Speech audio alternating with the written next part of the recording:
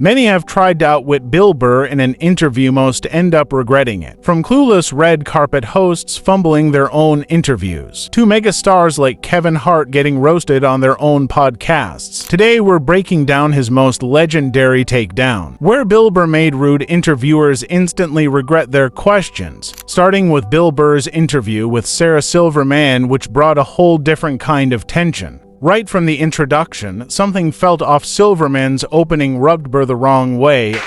I'm not related to my next guest, but we fight like siblings. Please welcome brilliant comedian who I love to pieces, but who makes me crazy, Bill Burr. Thanks. I thought we got along great. No, we love each other. Then Burr brought up an old wound, how Silverman had once tried to edit his material. What followed was an unfiltered, awkward exchange and unexpected airing of grievances in front of a live audience. We always fight. We fight often. Because I go on stage and then you try to correct my jokes. I don't try to correct your your jokes. jokes. You're like, sometimes. but what if you said if the woman did this because of this? And that was one time, and I admit I was being aggressive. Things only got more uncomfortable as the conversation turned into a cringeworthy tug-of-war, with both comics trying a little too hard to convince everyone they were on good terms. You love me. Because every time we fight, as I'm driving home, I get a text from you that says, you know I love you, right? And I go, yeah, I love you too. That isn't me. I've never said, you know, Are you serious? Well, my memory isn't good, but I don't remember doing that. I'll show you. All right, I do like you, and I always feel like you're frustrated with me. I fucking love you. Look at my Sometimes posture you right say- now. I'm I as know. far over into this chair as I can possibly be. I just I'm feel not like here to hurt you. kind I of came love here to you. hang out and have a good time, and you just like that intro was just like, yeah. It was I just thought you'd like that. I fucking hate this guy. He's a douchebag, but he came down here. I mean, that's how I heard it. But the breaking point came when Silverman made a presumptuous comment about who Burr really was. Burr shut it down instantly and decisively. It was raw, unscripted, and a reminder that Burr never lets anything slide, no matter who's sitting across from him. I don't like being told what to do, but I do like changing with the times or something. I don't really resist that. I feel like you resist that a little more, but ultimately you do change with the times. Okay. You thought I was wrapping it up. I fucking ripped another. No, I feel like with you, there's this person you want me to be. So you keep telling me that I'm this fucking guy that I'm not. And just when you think that was brutal, next up was Dylan Gadino, who, back in 2008, clearly didn't get the memo on what not to say in an interview. They're not, I'm feeling like Richard Nixon. Remember when he debated JFK? I remember. JFK sat there like this, he's all tanned up, and Richard Nixon stood there like that with his senatorial ball bag hanging out. I remember people talking about it. I think that was probably before. You're saying I'm old? No, I'm saying you're I'm assuming you're probably older than I am. Yes, I am. What are you, a strapping 28? No, 32. 32. I'm 31. I don't even know how fucking old I am. I'm 31. I'm going to be 41 in June. Congratulations, man. Yeah. 41's the new 31. No, it isn't. Bill Burr let the first misstep slide, but things quickly went downhill when Dylan tried to play it safe with overly politically correct questions. Try not. Can you? You can curse as much as you want here, but please don't say cripple. Why? Because it's You just don't find that it's funny? politically, I think they're called differently abled or something. So Crippled's funnier. can you try not to say cripple? Crippled sounds like that old school, Yeah. Wagon wheel. Yeah. It broke you on the wheel. That's when Burr's patience ran out and his comedy kicked in. As the questions got worse, Burr stopped holding back. His jokes got sharper, more direct, and aimed straight at the interviewer. But this photo of you on the back here. That's me in action. Yeah, I don't believe that that's you in action. I feel That is like me in action. This is you in action, not Yeah. posed. What did they do to this microphone? I'm sure you can't see this, but this microphone is clearly not a wireless mic. But there's no wire coming out of it. It looks like wireless technology exists. No, I know that, but that's not how a wireless. What kind of interview is this where I was just going to shit all over it? That's so funny that you picked that out. I thought everyone was going to notice that. I am holding the smallest microphone. This is totally a photo shoot. Because this is what I did with this. This is a shot actually from the show. Yes, that I believe because that's what you were dressed in. Yeah, but for some reason, like they can't get the quality, so then they want you to go do a photo shoot. So you're lying to me. That is a photo shoot. I'm not lying to you. I was having fun with you. 5 seconds later, if I tell you what it actually is, that means I'm breaking balls, man. That's all I'm doing. Dylan tried to laugh it off, but it was obvious Burr's humor was hitting a nerve. And Burr, he didn't stop. He used every awkward pause, every uptight phrase, every stiff reaction as fuel. Look at this. That's for mechanics out there. What's wrong with that? Really? Is that you in action, or is this another photo shot? Yeah, it's a photo shoot. People do photo shoots. Yeah, I know. Have you ever seen like a movie poster and you'll see a movie star who's clearly 5'2", yet somehow he's as tall as the supermodel? I have. Yeah, that's a photo shoot, and they fix stuff. Look, I'm sorry you're just on the web, man. He took it to this place. I'm not trying to shit on his website. What is it called again? Huh? Zippitydoodah.com? You got it. Huh? You motherfucker. That's you it. have me on your show and you start trashing my DVD? You're a sensitive man. Dude, I'm joking. Come on, man. Listen. You know, it'd be great if somehow I made you cry. The interview quickly turned into a comedy clinic, just not the one Dylan thought he was hosting. This is the kind of research they do at the Punch. This looks like a recipe for cookies. Bill, thank you so much for being here. Thank you so much for having me. I really Thanks, appreciate man. it. I hope you didn't take anything personal. No, absolutely not. Okay, cool. Come on, man. Don't be like that. All right. Look at me comforting. See that? Be a goddamn man. Take it. Fans noticed immediately. They weren't just laughing at Burr's comebacks, they were calling out the interviewer for his tone-deaf questions and lack of professionalism. And while Bill might have been too rough on Dylan, the next interviewer had it coming. In 2015, Bill Burr appeared on Good Morning New York to promote his animated series F is for Family. But instead of a routine interview, viewers got something far more entertaining. One of the hosts came in underprepared and opally uncomfortable with the show's edgy jokes. Burr instantly picked up on it and didn't hesitate to call them out, turning the awkward tension into an opportunity for sharp, unscripted comedy. So your Christian background is part of the show? Or yes, and I wanted to talk to you about Jesus after this. Well, the only reason why I bring it up is some people thought maybe you went a little too far. As the hosts scrambled to pivot, one of them tried to steer the conversation away. Burr wasn't letting it slide. You know. As far as what? Well, they thought that maybe you were being disrespectful to the Christian religion. He kept the pressure on, using the moment to both roast the situation and highlight the absurdity of it all. Throughout the segment, Burr skillfully walked the line between playful jabs and genuine promotion. I'm telling you, you need to Google. Oh, good Lord. So did you feel you were being disrespectful, or just you were just having fun with some of the crucifixes and stuff like that? I don't even know what I mean, we did maybe 2 jokes about that? Yeah, exactly. Don't you think the Catholic Church went a little too far? More so than my cartoon. His quick wit and fearless delivery kept the audience engaged and the hosts off balance. No, this is a morning show. You can't bring up all those crimes. You know what? Technically, they just sort of kept moving them around. You know, like those killer whales at SeaWorld. After it kills a trainer, they'll then move it up to Seattle. They don't give them their background. All right, I'm not totally following. Bill Burr, F like is the for moon. Family. There you go. F is for Family on Netflix, out right now. he'd be a little more comfortable if he threw some trash around the studio, right? He misses the old New York, and you're not the only one. I want to meet those religious people that got upset. I want to quiz them on their religion. All right, we'll talk about, why did I bring that up? Now, what could have been a forgettable and even disastrous interview ended up being a viral moment. Burr not only salvaged the segment, but turned it into a brutally funny, unforgettable TV appearance. But the same can't be said for a certain well-known sports talk host. In June 2017, Bill Burr appeared on Cowherd's sports talk show The Herd, and what unfolded was one of the most tense and unforgettable interviews of Burr's career. Right from the start, Cowherd tried to set the tone by bragging about how guests often feel uneasy on his show. A lot of people think that they're uncomfortable with my elevation. Are you uncomfortable with it? Burr, never one to back down, fired back with a quick-witted rebuttal. No, I just see all of your insecurities. And a giant desk. Why is it so big? Things escalated quickly. Cowherd threw out a lazy, presumptive opinion about basketball, trying to bait Burr into a corner. I heard you have a terrible theory, and I want you to say this. So your theory on Boston is, let's just wait till LeBron's old.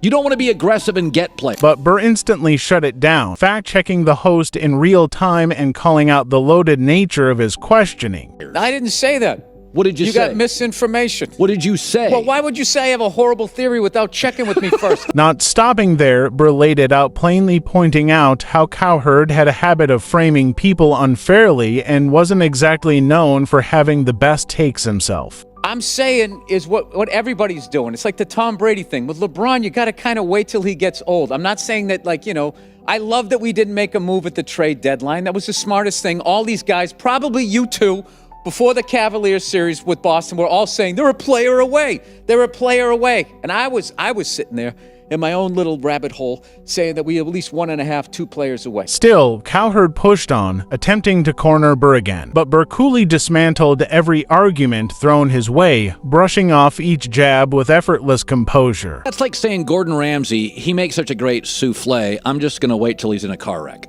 I'm not going to compete. No, it isn't, because chefs' bodies, if they break down, they can still scramble an egg. They can cook till like 70. Okay, Seinfeld's doing great stuff 10 years ago. I'll just wait till he's not funny. You compete. Once again, you're talking about sport. You're talking about the activities that you can keep doing.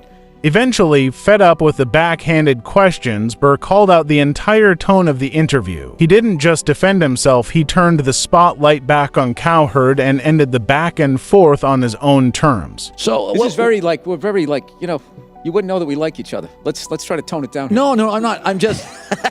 No, I know what happened. You came right at me just saying my theory stunk. I'm just here to promote a cartoon. I'm a dancing monkey today. I'm trying to be a good guy. I want people to like me and watch the show here, and you're coming at me. I don't know anything about hoop. I'm a 5'10" white guy. Throughout the exchange, Burr never lost his cool. He picked apart Cowherd's flawed logic with sharp wit and surgical precision. Cowherd may be a sports commentator, but Burr made it clear this wasn't a debate he was going to lose. But the next interviewer, completely unprepared for the Bill Burr experience. In May 2017, Bill Burr was at a Netflix event promoting his show when he was pulled aside for an interview. What's up, Bill? How are you, bro? What's going on, dude? It's good to meet you, man. It's nice to be on Fab TV. He already's endorsing. Thanks a lot. I don't know what it is. Is it fabulous? It's fabulous. Like fabulous. You, man. I love it. You're fabulous. I'm all right. How's your hockey, man? I'm on All Right TV usually. At first, Burr kept it polite, but it quickly became clear the interviewer had no idea what he was talking about. F is in the family. F is for family. F is for family. Jesus Christ, dude. Dude, I have low in the totem pole. I have problems. Burr was willing to let it slide until he found out who the interviewer actually was. What's the hardest part about shooting the show? Wait a minute, do you own Fab TV? Yes, how do you know that? Because you're so friggin' dressed down. You just had that vibe. This is how CEOs, I knew it. I was just like, this guy's not By the way, dressed like I had to take my host out. The cameramen are dressed better than you are. I knew it. I was just like, this guy's not a reporter. Didn't even know the name of the show. That's when the mood shifted and Burr wasn't about to let the moment go to waste. Our next host seemed to think that just holding a microphone was all it took to conduct an interview. In 2017, Bill Burr appeared on Southside Steve TV, and from the opening second, it was clear Burr wasn't buying it. There was no introduction, no question, just Southside Steve awkwardly shoving a mic in Burr's face, expecting magic to happen. This is Southside Steve, and this is Southside Steve TV, and this is Bill Burr. That's your question? I'm just saying who you are. Oh, yeah, all right. I don't like you. Creep me out with that big microphone and that country western shirt. Burr, never one to tolerate laziness, immediately called it out. Steve tried to play it cool with a laid-back attitude, but Burr wasn't having it. Well, here's the deal. Bill's a comedian. He's at the Punchline. He's in town, and you're a funny guy. You've got these routines in your head, so I figure I'd toss you a mic and you go. And I'm going to do stand-up in front of 9 people in a radio station? No, I'm not doing that. Well, you're taking the fun out of Southside Steve TV. How about I give you $5 and I want to watch you line dance and I'm a racist cowboy. Things only got more awkward when another host stepped in to explain what was happening, as if Burr was somehow missing the point. I was trying to explain to Bill how you put the mic, warn him that you're going to put the mic in his face without asking him a question. Be prepared for that. Apparently, he didn't take me seriously. I'd also like to point out that I hope you enjoyed the technique where Steve, you begin talking, Steve takes the microphone away from you. It's a counterpoint to that first move. Yeah. But it was Steve who crossed the line, treating Burr like a performing monkey, jabbing the mic at him just to get a reaction. That's when Burr had enough. He took over. With expert timing and deadpan delivery, Burr flipped the script, hijacked the interview, and turned the tables completely. But do you like my mic? No, I don't. I don't. Please. Is that comfortable? Is this uncomfortable? This is, no, don't, man. Honestly. Steve was left scrambling to regain control, only to fall further behind. Can I take the mic? Sure. Now, that's the number one thing you don't do. As I learned that in broadcasting school, you never give up the microphone. See, now I have the power. This Bob Barker thing. Yeah. You're what is this? Rock 100.5. This is the worst interview I've ever done. Burr didn't flinch. He handled it with biting humor, clear logic, and complete composure. You know what he looks like? He looks like the first guy who gets his ass kicked in a Steven Seagal movie. No. The background guy behind the big kingpin. Why don't you handle this? Okay. Are you a racist? No, I'm not a racist. Because earlier we had some racist humor on the show. I just want to know, do you like black people? Yes, I do. Well, I mean, what? Just overall? Those of color. Anyone other than white people. I like anybody who's not an asshole. By the end, the power dynamic had completely shifted. I feel the same way about that whole support the troops. Just all of them? Like there's not one asshole in the Air Force? Just this whole paranoia, I support all of them. I don't.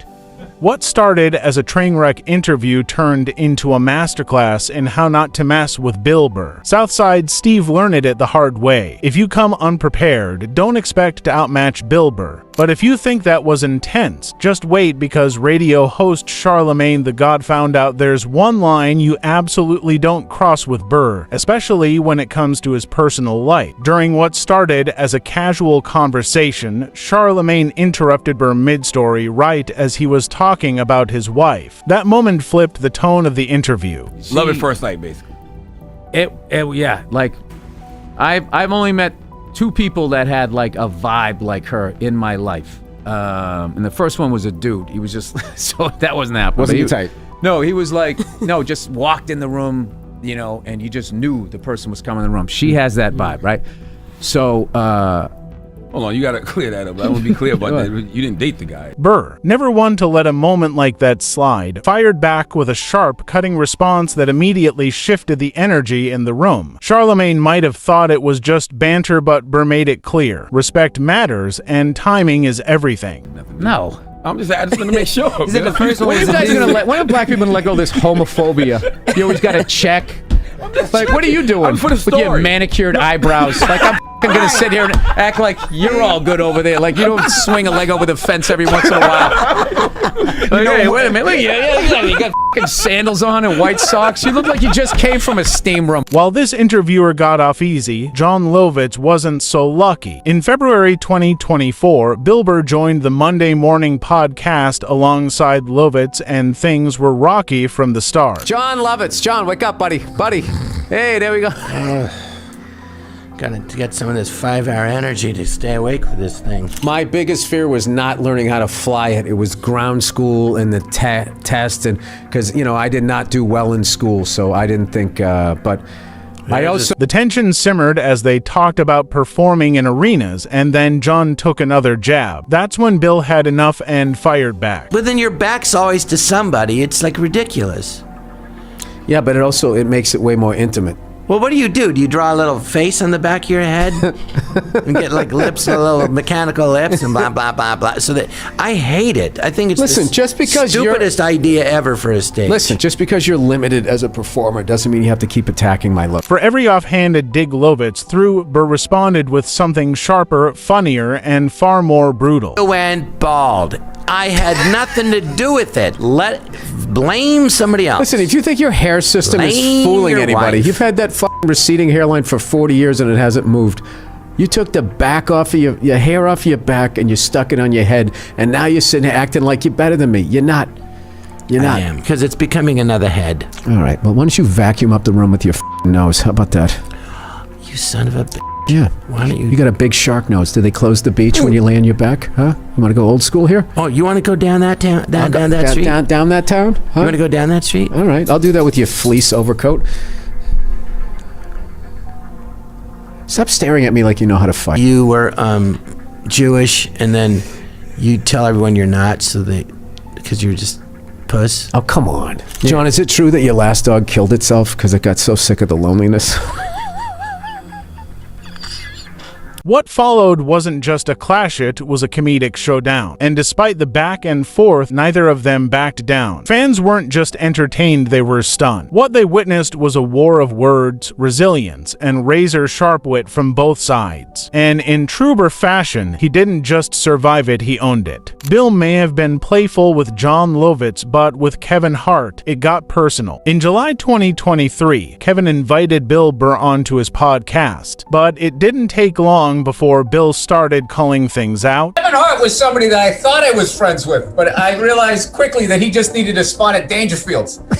And then he booked a pilot, and I don't think I talked to him again. I had like kids, and I didn't hear from you. This is what's mind blowing that people are going to love. Bill Burr. You have your own name on your sweatshirt. Well, outside of that, I mean, when are I you don't know why you brand don't. it, Kev? We know who you are. I hand out hoodies to homeless people because I care about downtown LA. Go see Jumanji Part 19. The studio system has ruined you. Right from the start, Burr began peeling back the layers, reminding Kevin over and over just how bad of a friend he'd been. Bill is a married man. He's a father now. Congrats on that, Bill, by the way. I got 2 kids. I had another one. I was going to call you, but I knew you wouldn't return the call. No. I don't think my last movie did well enough to have you send over your little heart of the city fruit basket, you piece of shit. There was a moment where we were actually going to tour together. We were going to do the black and white tour because I was almost ready to go to theaters. You had just started going to theaters, and then a week later you went to arenas. And that's when you stopped calling me. No, That's when it was, Kevin. Then things escalated. Bill brought up Kevin's behavior at a friend's funeral, turning the conversation from lighthearted to brutally honest in a heartbeat. You bugged me at the funeral. You bugged me. I did.